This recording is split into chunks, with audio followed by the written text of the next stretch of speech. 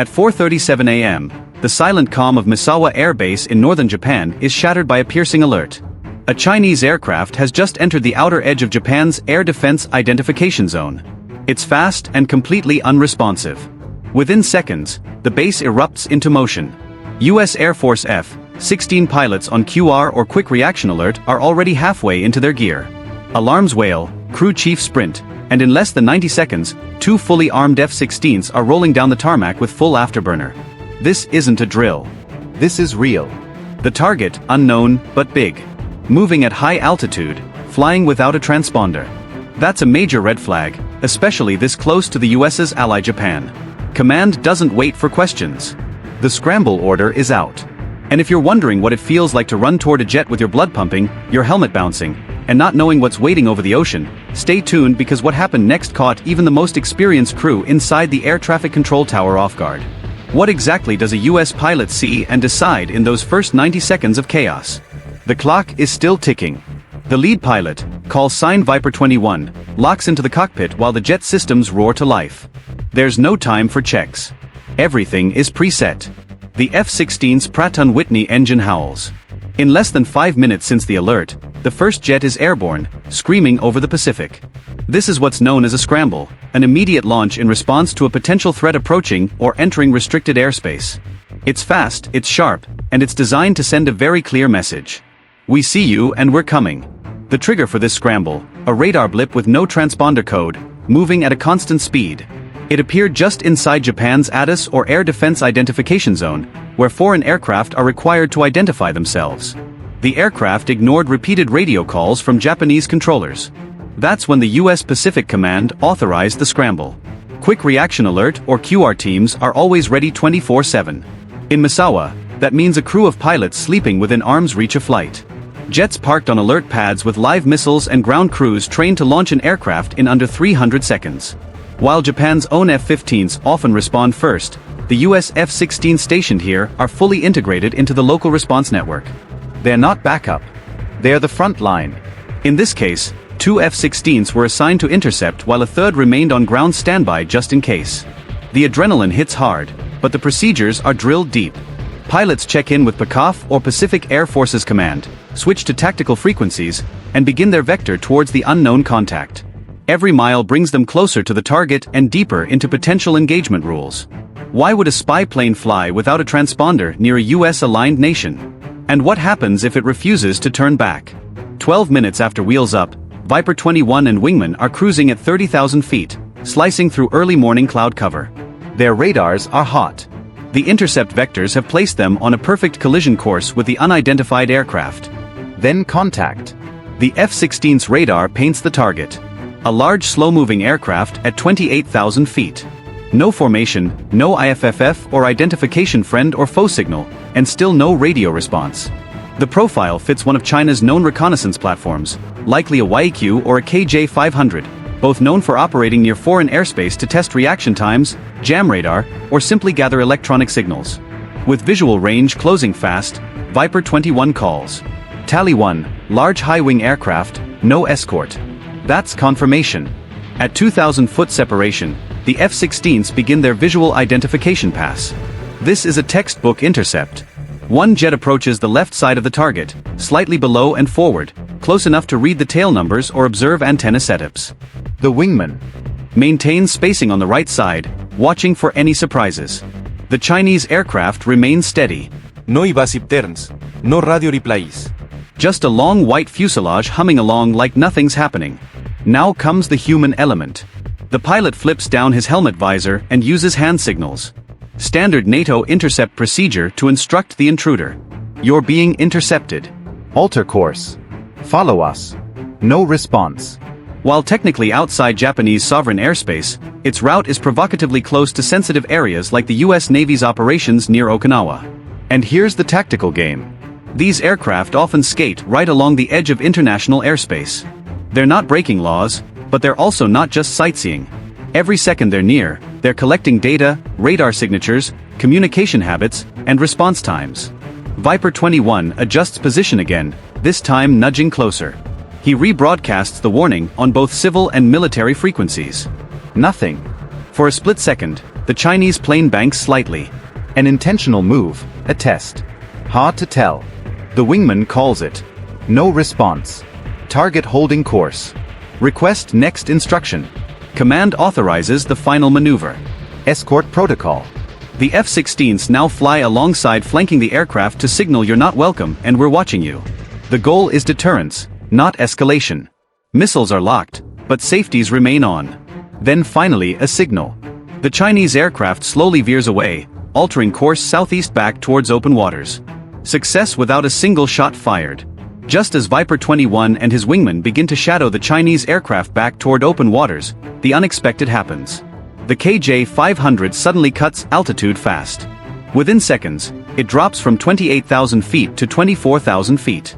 The move is abrupt, not typical for a routine course correction. Instantly, the F-16s reposition to maintain flanking space. Their radar warning receivers light up with a faint signal. It's subtle but real. This could be a test, or worse, electronic probing. Inside Viper 21's cockpit, the ECM or electronic countermeasure panel shows intermittent spikes. The KJ-500 systems may be attempting to ping, jam, or collect data on the F-16's radar signature. It's not an attack, but it's aggressive. Back at Misawa, analysts are now watching in real time. What looked like a standard intercept is becoming something more layered. Viper 21 radios in. Target executing erratic descent. Suspected ECM activity. Holding intercept line. Then it escalates. A second blip appears. Smaller, faster, roughly 50 nautical miles to the east. Command immediately flags it, possibly escorter decoy drone. China has previously used uncrewed systems alongside larger aircraft in maritime zones. While the second contact stays just outside of visual range, its presence forces a tactical choice. The F-16s can't split up. Rules of engagement prevent that unless hostile intent is confirmed. So instead, they stay tight, continuing to escort the primary aircraft, but relaying every movement back to base. What's the play here? Military analysts believe these dual contact encounters are rehearsals designed to stretch response chains, trigger surveillance protocols, and analyze American reaction time down to the second. For the pilots in the sky, there's no time for theory, only training and composure. Finally, at just over 120 nautical miles from Japanese airspace, the KJ-500 begins a slow right turn, exiting the intercept zone entirely. The second radar contact disappears minutes later, never reaching the edge. Mission complete. As Viper 21 and his wingman turn back towards Misawa, the comms are silent, but the tension hangs heavy. This wasn't just about pushing boundaries. This was a message from Beijing. One intercepted loud and clear. Back on the ground, analysts began reviewing every detail of the intercept. The radar tracks, the descent patterns, even the signal activity picked up by the F-16s. Because this wasn't just about proximity, it was about platforms. Let's talk aircraft. The F-16 Fighting Falcon, or Viper as most pilots call it, isn't just a fast jet. It's a multi-role war machine. Top speed over Mach 2. Radar, the APG-83 Sabre system, which can track multiple targets and punch through electronic interference. Armed with a 120 AM rams and sidewinders, can defend itself or strike with deadly precision. But that's not what it's built for in these missions. During QR intercepts, the F-16's main weapon isn't a missile. It's presence, speed, authority, and escalation control. A single Viper pulling up next to your wing says you've crossed a line. Don't push it. The Chinese aircraft, on the other hand, are a different breed. Every intercept, every scramble is a chance for both sides to test, refine, and prepare. Which means for the F-16 pilot sitting alert in Misawa or Kadena, every alarm could be a signal that the next few minutes might be routine or the start of something much bigger. So why does this keep happening? Why are US F-16s scrambling at dawn to intercept Chinese aircraft that never technically break the rules? Well, it all comes down to one thing. Power projection. The Pacific region is now the front line in a global contest for dominance. China wants to control its circle of influence, especially around the South China Sea, Taiwan, and Japan. The United States, through alliances like the US-Japan Security Treaty, is committed to maintaining freedom of navigation and deterring aggression. That's why the skies around Japan, especially near Okinawa and the East China Sea, are so active. In 2023 alone, Japan's Ministry of Defense reported over 1,000 scrambles, a significant portion responding to Chinese military flights. Some of these are strategic bombers, others are spy planes or surveillance drones. And while most stay outside of Japanese or international borders, their mission is clear. Test responses, gather signals, and see where the limits are. From the Chinese perspective, it's equally calculated. They view the US military presence in the region, Misawa, Kadena, Guam, as a threat to their own national security.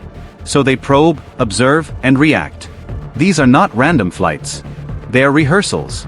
The United States responds in kind, not just with aircraft, but with naval task forces, surveillance satellites, and joint exercises with regional allies like Japan, South Korea, and Australia. These intercepts may look routine on paper, but each one is a part of a chess game with real stakes. Every time a KJ-500 flies near Japanese airspace, it's not just monitoring, sending a message. And when an F-16 scrambles in response, it sends one right back. We're here, we're watching, and we're ready.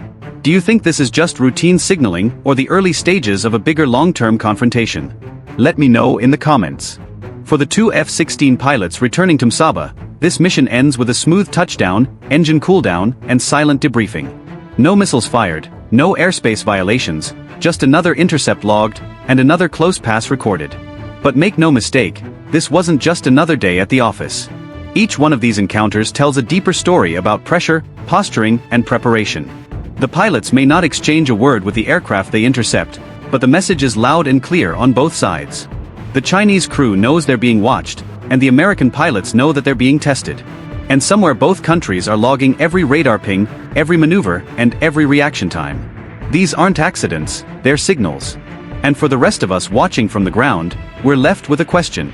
Is this just a high-stakes game of military shadowboxing, or are we watching the opening moves of a longer, larger confrontation? Let me know what you think in the comments. And if you want to go a step further and support this channel directly, join the fleet. You get loyalty badges, priority responses, and help us bring more true maritime and aerial stories to the surface. Click join on our channel page and get on board. Thanks for watching. We'll see you in the next video.